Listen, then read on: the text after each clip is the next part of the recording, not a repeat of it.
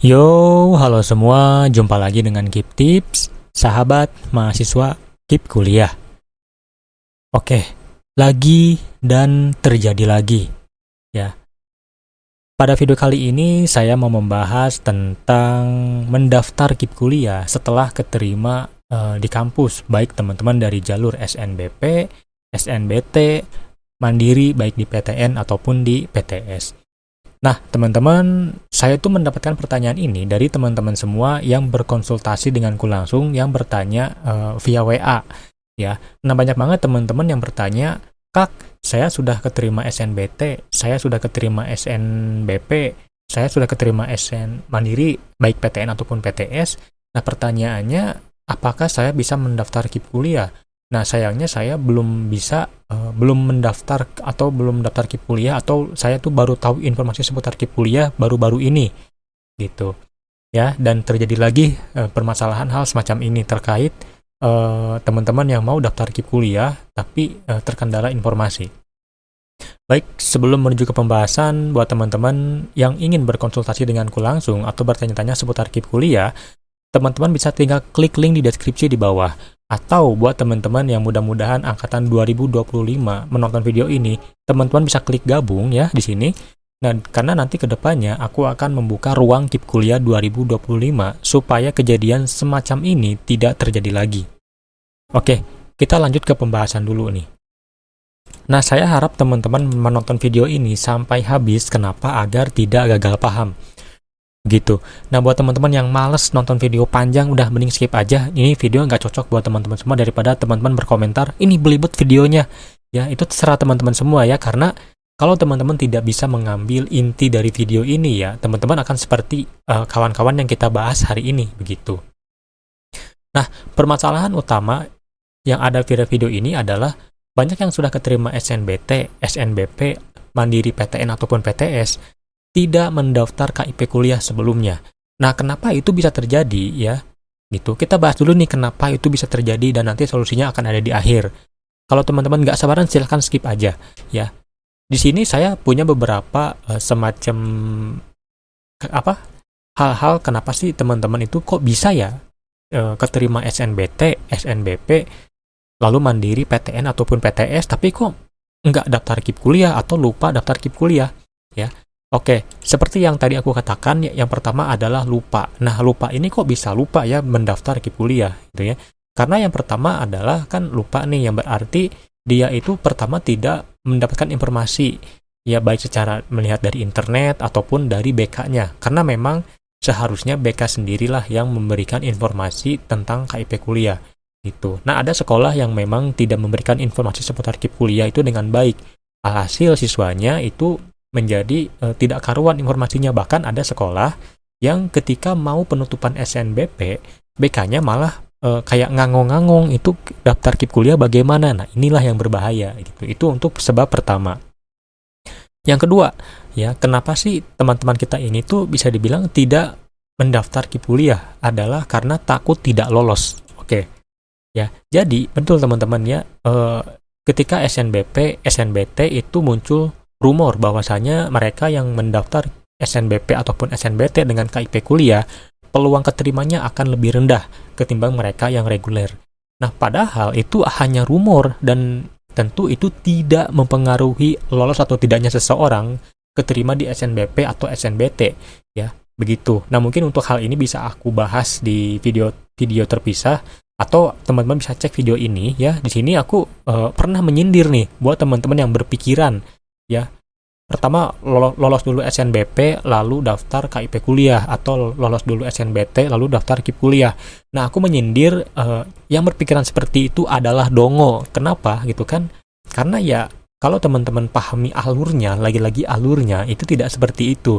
Makanya di sini aku mengatakan kayak menyindir dongo, cerdas ataukah tidak waras gitu. Begitu teman-teman ya. Jadi aku menyindir di video ini. Nah, kurang lebih itu dua hal besar kenapa teman-teman itu yang lolos SNBP ataupun SNBT tidak mendaftar KIP kuliah. Nah, lalu kita lanjut ke bagian solusinya nih ya. Kak, lalu bagaimana solusi untuk saya nih yang tidak kelupaan atau belum mendaftar KIP kuliah, tapi sudah keterima kuliah, itu bagaimana? Nah, kurang lebih sebetulnya saya ada 3 solusi ya yang bisa teman-teman lakukan eh, kalau teman-teman atau agar teman-teman semua bisa mendapatkan KIP kuliah. Yang pertama adalah KIPK aspirasi ya. Jadi teman-teman, KIP kuliah itu kan ada KIP kuliah Kemendikbud dan Kemenak ya. Nah, KIP kuliah aspirasi ini tuh dipegang oleh Kemendikbud. Sebetulnya bisa juga oleh Kemenak ya, tergantung dari pengalokasian. Nah, tapi KIP kuliah aspirasi ini tuh adalah KIP kuliah yang pengelolaan atau pemberian kuotanya itu oleh anggota DPR ya. Begitu. Nah, jadi buat teman-teman yang sudah berkuliah, nah tapi tidak lolos nih, pertama tidak lolos KIP kuliah sebelumnya, atau teman-teman juga yang tidak berkesempatan lolos atau mungkin kelupaan mendaftar, teman-teman bisa banget mendaftar KIP kuliah aspirasi.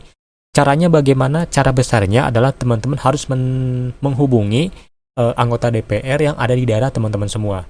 Caranya bagaimana atau cara lengkapnya mungkin akan aku buatkan video khususnya. Ya, itu untuk solusi yang pertama.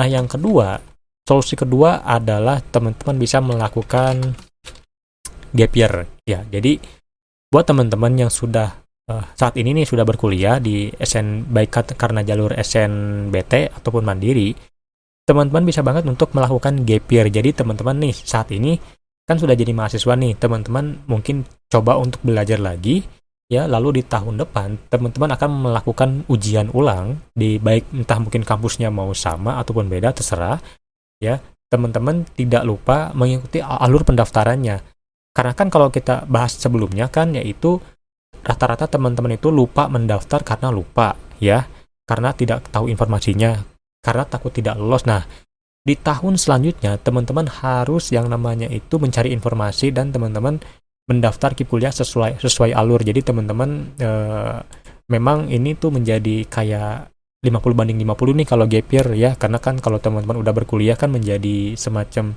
dilema nantinya, tapi itu tergantung teman-teman maunya bagaimana ya. Nah, ini adalah untuk solusi yang nomor 2, yaitu gap year gitu. Nah, lanjut ke solusi yang nomor 3, yaitu KIP kuliah susulan. Oke. Nah, ini banyak banget yang bertanya, Kak, kira-kira apakah boleh atau apakah bisa saya semester 5, semester 4, bahkan semester 7 juga ada yang bertanya apakah bisa mendaftar KIP kuliah ya. Nah, kalau sudah masuk ke semester itu ya, itu jatuhnya ke dalam KIP kuliah aspirasi ataupun KIP kuliah susulan. Nah, kalau KIP kuliah susulan ini menjadi semacam kebingungan sendiri, teman-teman. Kenapa kebingungan? Karena kalau berbicara KIP kuliah susulan itu ada beberapa faktor yang mempengaruhi KIP kuliah susulan ya. Yang pertama ya gak perlu aku ketik lah ya. Yang pertama adalah berkenaan dengan kuota. Nah, kalau teman-teman berkuliah di kampus yang kuotanya itu banyak ya, dan kebetulan banget ternyata ada kuota untuk teman-teman yang belum dapat KIP. Nah, teman-teman bisa banget daftar KIP kuliah susulan gitu. Tapi itu pun bisa dibilang jarang juga gitu kan KIP kuliah susulan ini gitu. Nah, yang kedua adalah kan pertama tadi kuota. Yang kedua adalah berkenaan dengan kampusnya. PTN dan juga PTS itu berbeda kuota susulannya, teman-teman ya. Nah, kalau teman-teman tanya, Kak, kebanyakan yang bisa susulan itu PTN atau ke PTS? Nah, di sini aku berani menjawab, yang paling banyak kuota susulan adalah perguruan tinggi swasta. Loh, kenapa, Kak? Kakak tahu dari mana? Karena di aplikasi KIP Tips ya, teman-teman, di tahun lalu ya, banyak banget teman-teman yang lolos KIP kuliah susulan itu berada di perguruan tinggi swasta. Dan sampai saat ini aku belum pernah mendengar ada yang dari perguruan tinggi negeri untuk KIP kuliah susulan gitu. Ya. Nah, teman-teman, ini adalah solusi untuk teman-teman yang sudah lolos bukan lolos ya, yang teman-teman yang sudah kuliah tapi ingin mendaftar KIP kuliah ya. Jadi yang pertama adalah ada KIP kuliah aspirasi, caranya tadi sudah aku sebutkan. Yang kedua ada gap year. Lalu yang ketiga ada KIP kuliah susulan gitu.